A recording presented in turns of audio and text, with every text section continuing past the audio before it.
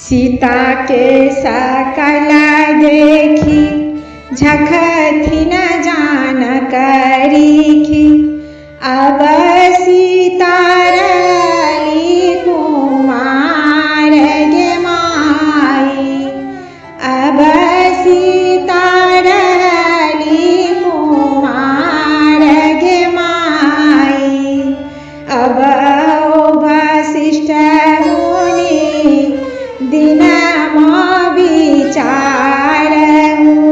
सीता के लगन बर उठाऊ गे माई। गाय के गोबर से अंगनानी पायल। सोन मोकल सगरायल गे माई। अब सीता रली कुमार गे माई। अब हो बजनिया भैया बजेबा बजाबऊ। सीता के होइ छै बियाह गे माई। दान करला बैठलन बाबा जान करीखी।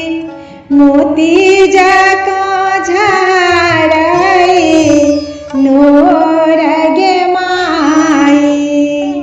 अब सीता रली कुमार गे माई। बेटवा जे रहतै बेटी फेरी से विवाह तो।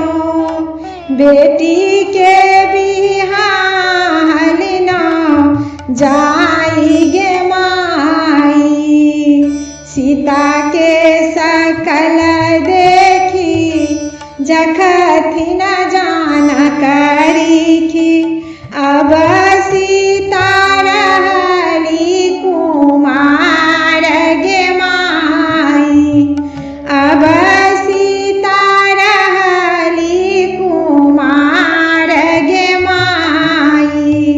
सोनमा जे रहतै बेटी फेरी कगरबती। सिनुरा फेरल नाही जाई गे माई। सिनुरा फेरल नाही जाई गे माई। अब